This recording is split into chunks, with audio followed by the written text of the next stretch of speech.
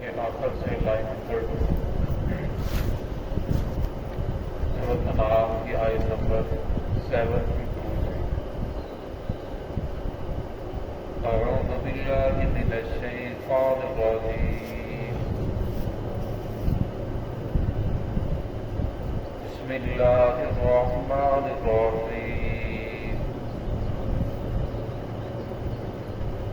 وهو الذی خلق السماوات والأرض بالحق ويوم يقول كن فيكون قوله الحق وله الملك يوم ينفخ في الصور عالم الغيب والشهادة وهو الحكيم القدير وإذ قال إبراهيم لأبيه آزر أتتخذ أصناما آلهة إني أراك وقومك في ضلال مبين وكذلك نري إبراهيم ملكوت السماوات والأرض وليكون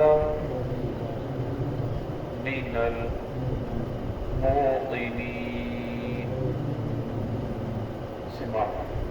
بسم الله الرحمن الرحيم وهو الذي خلق السماوات والأرض بالحق ويوم يقول كن فيكون قوله الحق وله الملك يوم ينفخ في الصور عالم الغيب والشهادة وهو الحكيم الخبير وإذ قال إبراهيم لأبيه آزر أتتخذ أصناما آلهة إني أراك وقومك في ضلال مبين وكذلك نري إبراهيم ملكوت السماوات والأرض وليكون من الموقنين. وهو الذي خلق السماوات وہی ذات ہے جس نے پیدا کیا ہے آسمانوں کو والارض اور زمینوں کو بالحق کی حق کے ساتھ وَيَوْمَ يَقُولُ كُن فَيَكُونُ اور جس دن وہ کہے گا کن ہو جا بس ہر چیز اپنے وجود کے اندر آ جائے گی. قولہ الحق اور اسی کا قول حق اور سچ ہے. لہ الملک اسی کے لیے بادشاہت ہے.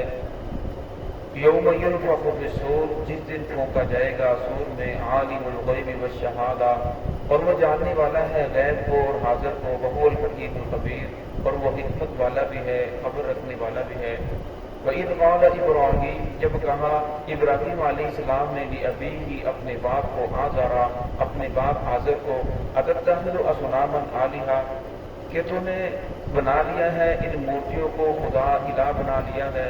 انی اراکا بے شک میں دیکھتا ہوں آپ کو وقومکا اور آپ کی قوم کو فی ضلال مبین آپ تو واضح گمراہی کے اندر ہو۔ وَكَذَلِكَ نُرِي إِبْرَاهِيمَ، اسی طرح ہم نے دکھائے ابراہیم علیہ السلام کو ملکوت السماوات والارض، آسمان اور زمین کے حقائق، وَلِيَكُونَ مِنَ الْمُوقِنِينَ، تاکہ وہ ہو جائے یقین کرنے والوں میں سے۔ اس پہلی آیت کے اندر اللہ رب العزت نے اپنی نشانیوں کو بیان فرمایا۔ اللہ وہ ذات ہے جس نے آسمانوں کو پیدا فرمایا، زمین کو پیدا فرمایا۔ جب سے آسمان بنا ہے اس کے اندر کوئی شکاف نہیں آیا، اس کی کوئی رنگت خراب نہیں ہوئی۔ فرمایا وَمَا خَلَقْنَا السَّمَاءَ وَالْأَرْضَ وَمَا بَيْنَهُمَا باطِلًا۔ اللہ جو قرآن پاک کے اندر دوسری جگہ ارشاد فرماتے ہیں کیا میں نے آسمان زمین کو باطل پیدا فرمایا؟ اس کا کوئی مقصد نہیں۔ فرمایا اس کا ایک مقصد ہے، یہ جو مسجد بنائی گئی ہے اس کا ایک مقصد ہے تاکہ لوگ اس کے اندر آ کر نماز پڑھیں، اللہ رب العزت کی عبادت کریں۔ ہر انسان بناتا ہے اس کا ایک مقصد ہوتا ہے، فرمایا دنیا کے اندر جو بھی چیز ہے اس کا کوئی نہ کوئی مقصد ضرور ہے۔ فرمایا اسی طرح آسمان زمین کو پیدا فرمایا، اس کا بھی ایک مقصد ہے۔ بندوں کو دنیا کے اندر بھیجا، اس کا بھی ایک مقصد ہے۔ وَيَوْمَ يَقُولُ كُن فَيَكُونُ، فرمایا ایک وقت آئے گا اللہ رب اس کو کہیں گے کن، فرمایا ہر چیز فنا ہو جائے گی۔ اللہ جب پہلی مرتبہ سورج کے اندر پھونکا جائے گا تو ہر چیز فنا ہو جائے گی، زمین آسمان ہر چیز، انسان جنات، فرمایا کوئی بھی چیز باقی نہیں رہے گی۔ قولہ الحق، فرمایا اللہ رب العزت قول حق ہے، اللہ کی بات سچی ہے۔ وَلَهُ الْمُلْكُ يَوْمَ يُنفَخُ فِي الصُّورِ، فرمایا اس دن بادشاہت اللہ رب العزت کی ہوگی جس دن سور میں پھونکا جائے گا۔ یہاں فرمایا جا رہا ہے کہ اس دن حالانکہ آج بھی بادشاہت اللہ رب العزت کی ہے، یعنی حقیقی بادشاہ اللہ رب العزت کی ذات ہے، اور کسی کو عہدہ دیا، کسی کو اقتدار دیا، کسی کو وزارت دی، کسی کو صدارت دی، یہ سب عارضی عہدے ہیں۔ فرمایا ایک وقت آئے گا یہ سب عہدے ختم ہو جائیں گے، ہر چیز فنا ہو جائے گی، پھر اللہ شاہ فرمائیں گے فرمایا اللہ میں بولی سے عالم الغیب والشہادہ، وہ تو غیب اور حاضر کو بھی جاننے والے ہیں۔ پھر آواز آئے گی للہ الواحد القہار لمن الملک اليوم، آج کے دن بادشاہت کس کی ہے؟ کوئی بولنے والا نہیں ہوگا۔ فرمایا پھر اللہ خود ہی شاہ فرمائیں گے للہ الواحد القہار، آج کے دن بادشاہت اکیلے اللہ کی ہے، اکیلے خدا کی ہے۔ پہلے بھی بادشاہ وہ تھا اور آج بھی بادشاہت اسی کی ہے۔ عالم الغیب والشہادہ، فرمایا اللہ رب العزت غیب اور حاضر کو جاننے والے ہیں۔ اس کا یہ مطلب نہیں کہ اللہ رب العزت سے کوئی چیز غائب ہے، مثلا جو چیز میرے پیچھے ہے میں پیچھے نہیں دیکھ رہا، اور میں اللہ رب العزت کی ہر چیز سامنے ہے۔ عالم الغیب بندوں کے اعتبار سے فرمایا گیا کہ جس طرح بندے غیب نہیں جانتے، اور میں اللہ رب العزت غیب کو بھی جاننے والا ہے۔ اللہ سے کوئی چیز غائب نہیں بلکہ ہر چیز اللہ رب العزت کے سامنے ہے۔ وهو الحکیم الخبیر، اللہ رب العزت حکمت والے ہیں اور خبر رکھنے والے ہیں، ہر بندے کے بارے میں معلوم ہے یہ کیا کر رہا ہے، لیکن پھر بھی حکمت کا تقاضا سے ڈھیل دیتے ہیں کہ شاید میرا بندہ سدھر جائے، شاید میرا بندہ سیدھے راستے کے اوپر آ جائے۔ وَإِذْ قَالَ إِبْرَاهِيمُ، آگے سے ابراہیم علیہ السلام کا واقعہ شروع ہو رہا ہے کہ جب کہا ابراہیم علیہ السلام نے لِأَبِيهِ آزَرَ، اپنے باپ آزر کو۔ اب اس کے بارے میں قرآن پاک جو کہتا ہے کہ ابراہیم علیہ السلام کے والد کا نام آزر تھا، لیکن دو روایات جو سند کے اعتبار سے بہت زیادہ ضعیف ہیں، جسے قرآن پاک کی آیت کو منسوخ نہیں کیا جا سکتا، اس کے مقابلے کے اندر انہیں حق نہیں مانا جا سکتا۔ اس کے اندر لکھا ہے کہ تورات کے اندر ابراہیم علیہ السلام کے والد کا نام طارق تھا، اور آزر جو ہے یہ ابراہیم علیہ السلام کا چچا تھا، اور یہ چچا کی پرورش کے اندر تھے ابراہیم علیہ السلام۔ اس وجہ سے قرآن پاک نے آزر کہا، کیونکہ کسی نبی کا کوئی باپ بھی مشرک نہیں ہو سکتا، تو اس لیے۔ لیکن قرآن پاک نے جو ذکر فرمایا کہ ابراہیم علیہ السلام کے والد کا نام آزر ذکر فرمایا۔ اتتخذ اصناما آلہۃ، جب انہوں نے اپنے باپ کو کہا کہ تم یہ مورتیاں بناتے ہو، ان تصویریں بنا کر، تو انہی کو آلہہ، انہی کو الہ بنا لیا، انہی کو معبود بنا لیا۔ اصل کے اندر کوئی بھی بتوں کو سجدہ نہیں کرتا تھا، تصویروں کو سجدہ نہیں کرتا تھا۔ اصل کے اندر جو نیک لوگ تھے جن کے وہ عقیدت مند تھے، جب وہ دنیا سے چلے گئے تو ان لوگوں نے ان کی مورتیاں بنا کر، ان کے مجسمے بنا کر وہ سامنے اپنے عبادت خانوں کے اندر رکھ لیے اور انہی کو سجدہ کرنا شروع کر دیا۔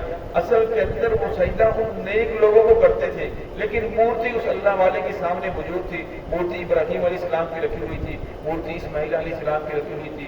اس طرح جو ان کی عقیدت مند تھے ان کی شکلیں بنا کر انہوں نے اپنے عبادت خانوں کے اندر رکھی ہوئی تھی۔ تو ابراہیم علیہ السلام کے جو والد تھے، آج جنہیں قرآن پاک نے آزر کہا ہے، فرمایا یہ وہاں کا مشیر تھا، اس کا کام تھا بت خانے بنانے اور وہاں جا کر بتوں کو شفٹ کرنا، اور ہر علاقے کے اندر وہاں دیکھنا کتنے خدا ہیں، کتنے خدا کم ہو گئے، نئے خدا تعمیر کروانے، فرمایا اس کا یہ کام تھا۔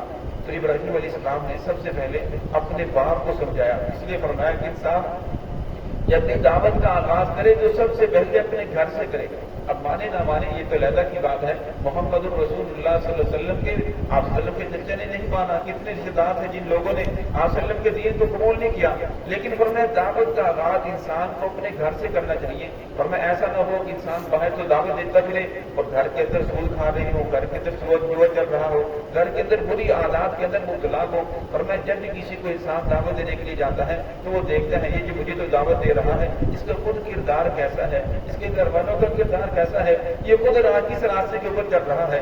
اس لیے فرمایا دائی کو چاہیے کہ سب سے پہلے اپنے کردار کو نکھارے، اپنے آپ کو درست کرے، پھر فرمایا انسان دوسروں کو بھی دعوت دے۔ تو ابراہیم علیہ السلام نے دعوت کا آغاز اپنے گھر سے کیا۔ ابراہیم علیہ السلام نے اپنے باپ کو کہا انی اراک، بے شک میں دیکھتا ہوں آپ کو، وقومک اور آپ کی قوم کو، فی ضلال مبین، آپ تو واضح گمراہی کے اندر ہو۔ انہی بتوں کو سارا دن اس کے اوپر ہتھوڑا چلاتے ہو، جب وہ تیار ہو جاتا ہے اسی کے سامنے سیدھا کر کے بیٹھ جاتے ہو، اسی کے طواف کر رہے ہو اور اسی کے سامنے منتیں مانگ رہے ہو۔ اور میں یہ تو کھلی گمراہی ہے، عقل کے اندر بھی یہ بات نہیں آتی، شریعت کو تو بات کہہ رہے لیکن عقل بھی اسے تسلیم نہیں کرتی۔ اور میں جس کے سامنے آپ سجدہ کر رہے ہو، لیکن ابراہیم علیہ السلام کے والد نے نہیں مانا۔ وَكَذَلِكَ نُرِي إِبْرَاهِيمَ، اسی طرح فرمایا ہم نے دکھائے ابراہیم علیہ السلام کو ملکوت السماوات والارض، آسمان اور زمین کے حقائق، آسمان اور زمین کے عجائب۔ آسمان کو فرمایا کس طرح اللہ رب العزت دانے کو زمین کے اندر انسان پھینکتا ہے، پھر کس طرح وہ سیدھا ہوتا ہے، پھل نکلتی ہے، پھر وہ بڑا درخت بن جاتا ہے، ایک بالی سے 7 بالیاں نکلتی ہیں، پھر ہر بالی کے اوپر 100 دانہ آتا ہے، ایک بالی 700 دانہ لے کر اٹھتی ہے۔ فرمایا کتنے زیادہ عجائبات ہیں، اگر انسان صرف اپنی تخلیق کے اندر دیکھے، انسان کھانا کھاتا ہے، اس سے دماغ بن رہا ہے، آنکھیں بن رہی ہے، انسان کے جسم کے کتنے اعضاء، انسان کے جسم کے اندر ایک پورا کارخانہ ہے، ایک پوری فیکٹری چل رہی ہے، لیکن دن بروز بچے پیدا ہو رہے ہیں، اس لیے ہمیں یہ کوئی نئی عجیب بات نہیں لگتی۔ اور میں اللہ رب العزت کے اگر دیکھا جائے تو یہ بھی ایک عجائبات میں سے ہے، کس طرح اللہ رب العزت انسان کی تکلیف فرماتے ہیں، انسان کا بالکل وجود نہیں ہوتا تو اتنا بڑا انسان بن جاتا ہے۔ اور میں دوبارہ اللہ رب کی پیدا کرنا کوئی مشکل نہیں ہے، تم مر جاؤ گے تمہیں دوبارہ ہی پیدا کیا جائے گا، تم سے حساب و کتاب لیا جائے گا۔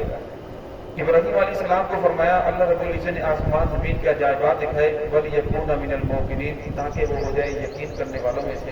ابراہیم علیہ السلام کا واقعہ چل رہا ہے، اب بالترتیب انبیاء علیہ السلام کے واقعات اور ان کے نام ذکر کیے جائیں گے۔ اللہ رب العزت ہم سب کو صراط مستقیم پر چلنے کی توفیق عطا فرمائے۔